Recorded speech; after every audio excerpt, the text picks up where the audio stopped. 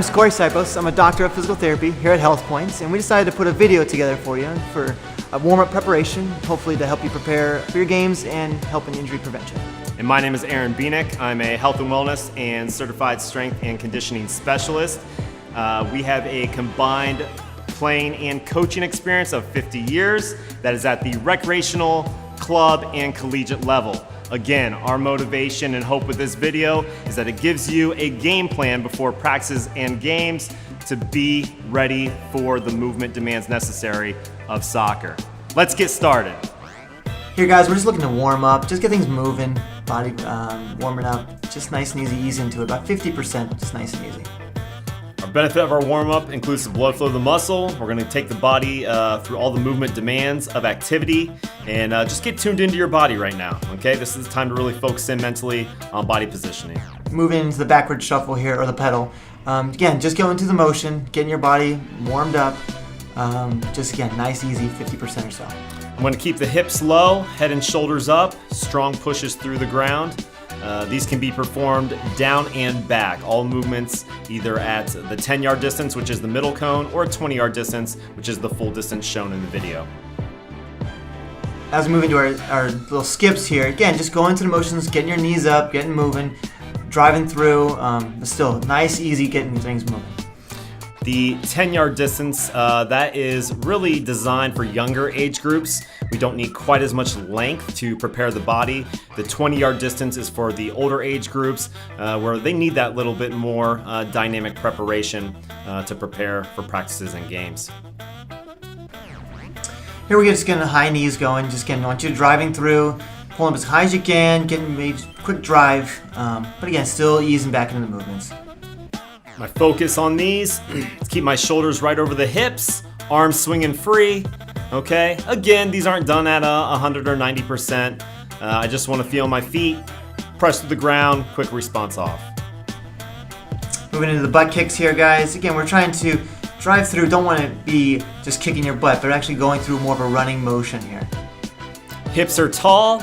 I imagine keeping my hips above a cold pool of water. I don't want my low back to touch that. That tall torso and body positioning will also help us stabilize on the playing field. Again, we're going to our high skips here. We're really driving through. This is where we start to get moving or exploding of our movements. Really driving through that ground, trying to get good air through it. With these, you can imagine yourself skying a challenge for a header in a 50-50 ball in a game situation. I want to feel full extension off my takeoff leg, meaning ankle, knee, and hip end up in a straight line. Okay, so we're starting our lateral movement here, guys. We're just doing a little simple karaoke, just getting our hips moving, kind of loosening up. Again, not exploding through, just kind of getting everything loosened up as we go. As we're doing these, we want to focus on a lot of hip rotation, okay? So it's not just the feet crossing in front and behind. I really want to open and close that hip, just like when I'm receiving or playing a ball. Next, you go into the high step over, really trying to get that hip flexor firing here. That's the big change between these last two movements. A little bigger hip drive over. Again, maintaining a tall position. You'll see as the athletes come back, shoulders over the hips, okay? And a real strong drive off that inside leg to help get the clearance. Now we go into our just lateral shuffle. Again, more specific soccer movements here. Big thing here is keep chest high, but low, and really driving through the side movements. Another point of emphasis, punching through the balls of the feet. Make it a sharp movement. Now we're just going through some swing throughs here. Big thing here is just an active stretch of our hamstring. Doesn't have to be as forceful like you're shooting the ball or clearing it, but you want to get a good stretch with it. This begins the dynamic flexibility portion of the warm-up and movement prep. Dynamic flexibility will properly activate and lengthen the muscles through full ranges of motion, which basically better prepares your body for soccer. You're going to be able to withstand the demands of the hard cuts, the quick jumps, and the bursts into space. Next one to our knee hug here. Again, I want you to drive that knee toward your chest, give it a nice little pull, hold it for a second or two, and give a few jogs in between. Understand, all right, dynamic movement, dynamic flexibility. It is moving while we stretch. Static stretching, where we're just holding the position, is okay, but static stretching is most beneficial at the end of practice or a game to help begin the recovery process and return muscles back to normal length. So I'm getting a little active quad stretch here. The big thing is it's not pulling as hard as you can. You want to see a nice tall body, and you get a nice little quick hold there, second or two, a few jogs in between, and off to the next foot. So you can hear we're working on a lot of hip mobility. So we're going to be dipping down underneath, keeping that squat position, lunge over, and then back underneath. We're going to call this one under the fence here, guys. Like you're going underneath like a fence.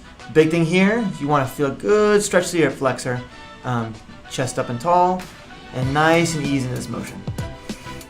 Again, you guys are seeing a lot of different movements here, a lot of different types of stretches that focus on the hips and the upper and lower leg. The importance of this before games is really about being consistent with these, taking the body through these movements. So again, you can withstand on-field demands, you're going to decrease the risk for injury, and you mentally can help yourself focus and be engaged for your practice or game situation.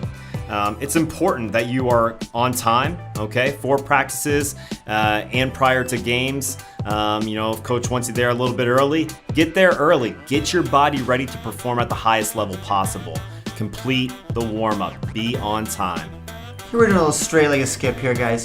So this should be a little bit of hamstring shake, but again, quick off the floor.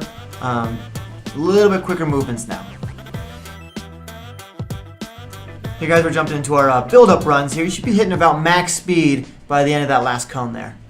For younger athletes 10 and under, we really want them to get engaged in more of a game-based activity such as tag, keep away, or handball. This allows them, these athletes, to understand the importance of a good warm-up, but keeps it fun and engaging.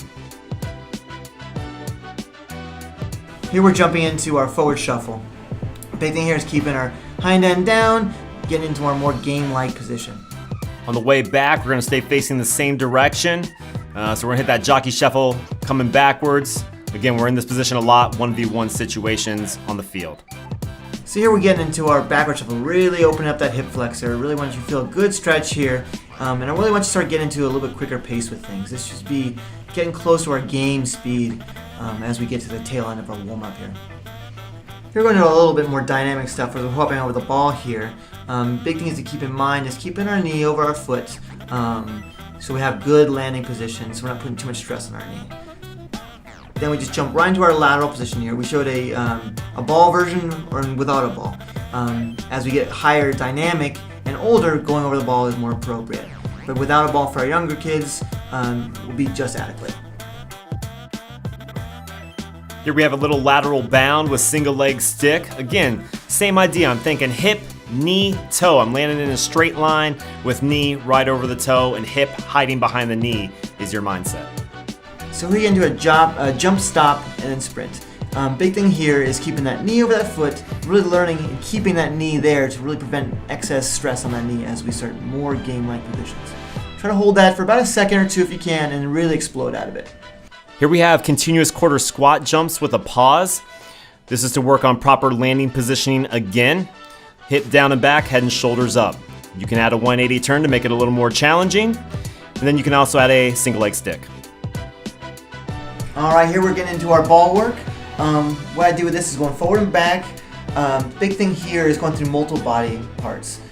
Foot, thigh, chest, head, using both feet as well. And I encourage everyone, athletes, coaches, and even parents, okay? Be consistent. Be consistent with your game time and practice warm-ups. This helps the athlete develop a routine before competition.